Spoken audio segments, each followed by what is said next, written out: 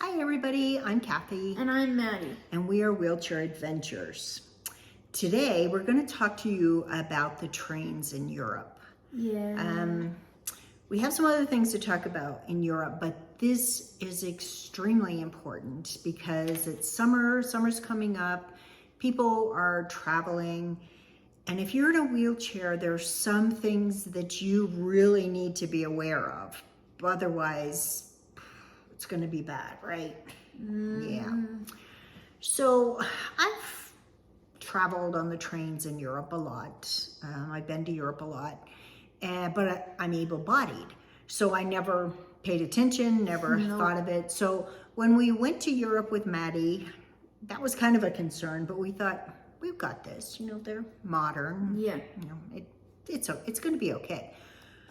So we booked a train from Amsterdam to Paris. We wanted to show Maddie what Paris was like. And did you love Paris? Yes. She loved Paris. I did. But it was on Thalys. And you had to call Thalys in order to get a ticket, because the one good thing is if you're in a wheelchair, you and a companion get to ride in the premier carriages, I guess they're called, at the price of second class. The premier is first class. So you get to ride in the premier for the price of the second class ticket, which is great. But in my opinion, that's where Thalys just drops the ball. Because, and maybe it was me, I don't know. I mean, I talked to the person for over a half hour because you can't book online, you have to call them. So I called Thalys, I don't know, somewhere in Europe, cost a fortune. And I booked myself and Maddie, her being a wheelchair, me as her companion, and then my husband and my cousin. And they, you know, they had to pay their regular rates to be in the first class with us. But I talked to her at least a half hour. And, you know, I got all the instructions. I asked her if there was anything special we needed to do. She said, no, just show up about 20 minutes early and someone will assist you on and off the train. I was like, great, you know, this sounds great. So, yeah.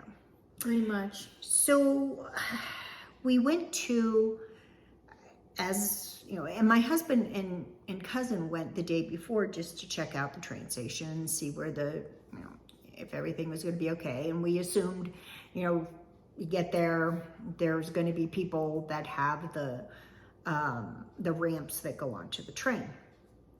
Well, we get there and we went into and we got there in plenty of time. We went into the ticket office in Amsterdam and said, you know, we're here, we need assistance getting Maddie on the train. And the guy said, we can't help you. And I said, what do you mean we can't help you? I'm gonna let you talk about this because it's just too aggravating. It is very aggravating. So anyway, he called someone in the Amsterdam train station, and he said, go up to the elevator, up to the track, and someone will meet you there. And it was great. This nice lady met us there. She got the ramp because she wasn't sure which way the train was going to be headed, as far as which carriage was going to be in the back of the train or the front of the train. So we figured that out. She got Maddie on. It was great. I could transfer Maddie into the chair, into a very comfy chair, right? Yes. Yeah, it was, like I said, it was in first class. And then I stored her wheelchair. She could have stayed in her wheelchair, but she chose to sit in the seats because it was much more comfortable.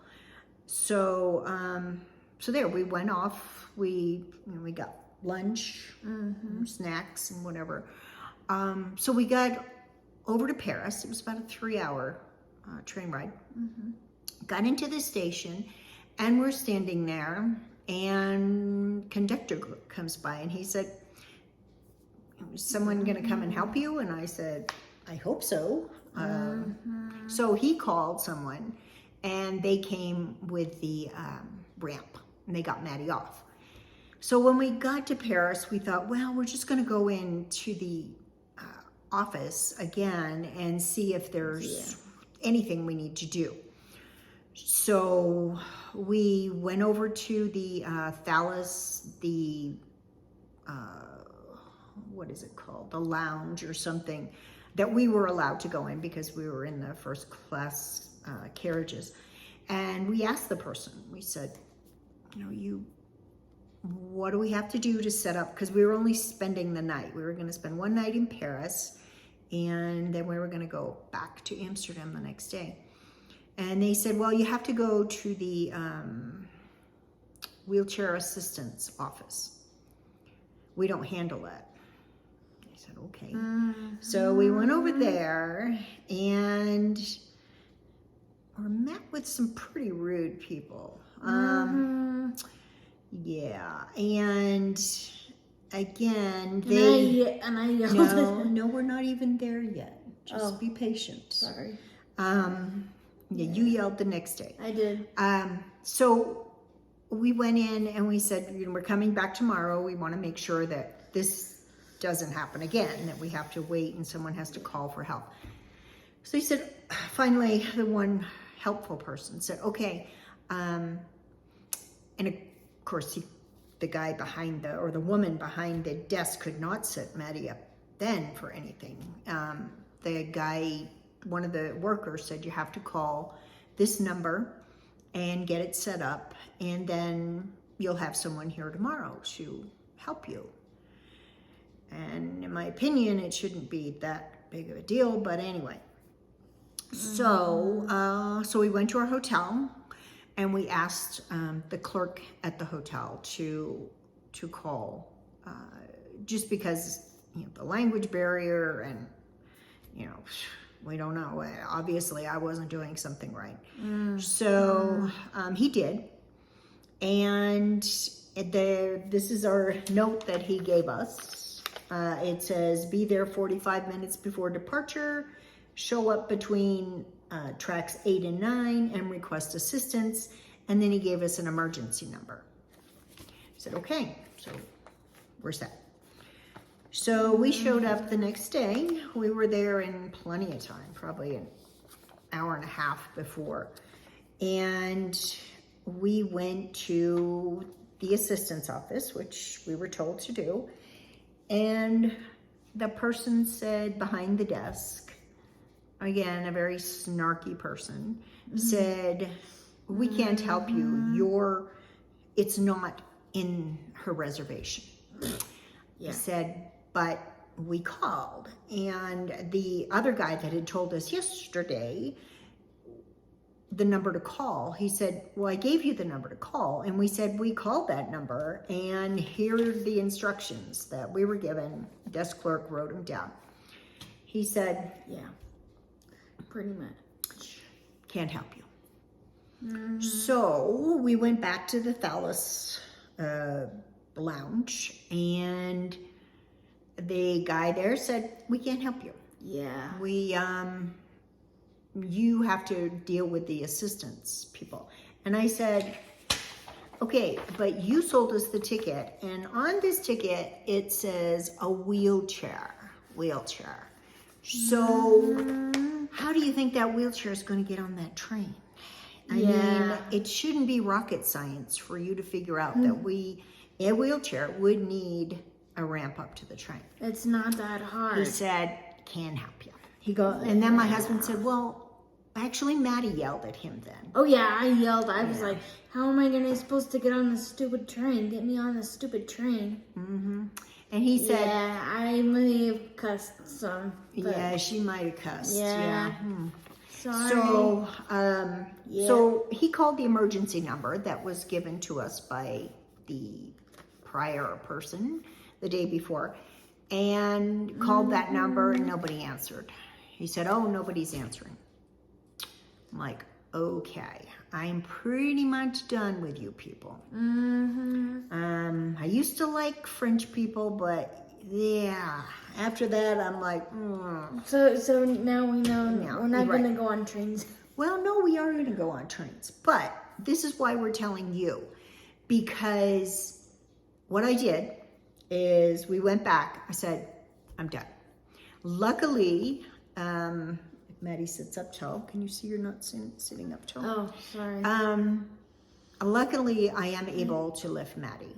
It's not easy. It's inconvenient.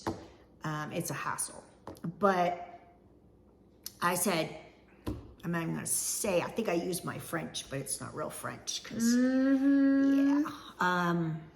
But I said, I'm not even going to deal with these people. I'm going to lift her onto the train.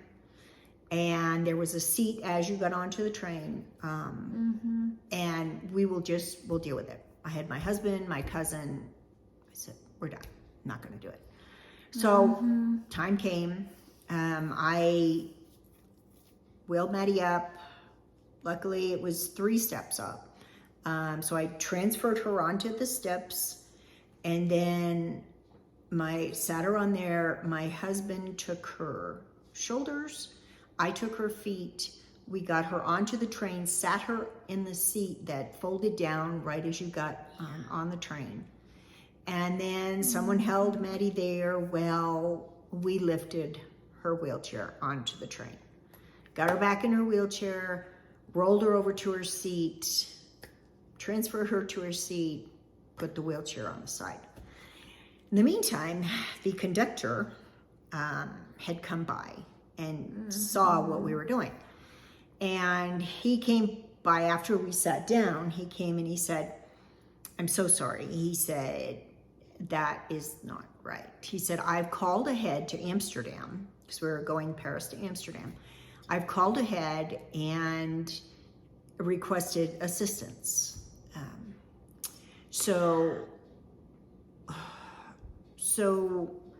this is another thing that the Paris stooge behind the desk, Stooge? the boss, said, yeah, he's a stooge. Yeah. He said, well, we could get you on the train here, but we can't guarantee when you get to Amsterdam. I'm like, I don't care. I can do it. I just need to get on the train.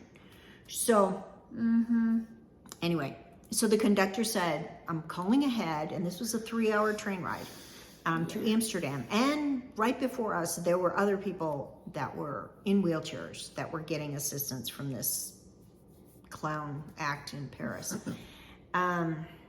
So we got to Amsterdam. The conductor said, yep, I called ahead. We waited 40 minutes. 40 minutes and with the conductor. He stayed with us, and it was 10 o'clock at night, 10:30 at night. And he just was so apologetic. He said, I just don't understand. I've called him. He kept calling them. We'll be right there. We'll be right there. So finally, after 40 minutes, I said, I'm done. I just gotta go. So again, we did the opposite. We got Maddie in her chair from her seat on the train, rolled her back, put her in the fold-down chair. Somebody held her there while we got her wheelchair off. And then I took her and sat her on the seat and then transferred her over to her wheelchair. And all the while, the conductor, he was making a video. And he just kept apologizing. He said, please contact Phallus and tell them, what has happened. Well, we tried that when we got back home, and you can't contact them. So really? And my husband kept saying, they just don't care. Yeah. Really, Phallus? Yeah. So one of the reasons I'm telling you this, there's a lot of reasons I'm telling you this. If you're in a wheelchair and you want to travel in Europe, there's several things you need to do. Well, the first thing is you can't travel. You can't get a ticket for the same day because you're not going to get on a train. I looked and, I looked through all our paperwork, all of our pages and pages of stuff they sent with our ticket. Nowhere did it say you had to do this.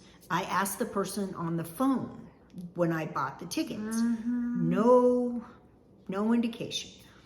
So I went to the website and I searched around, and I did find that there is a information thing, and it says you have to request assistance at least 48 hours before your departure time.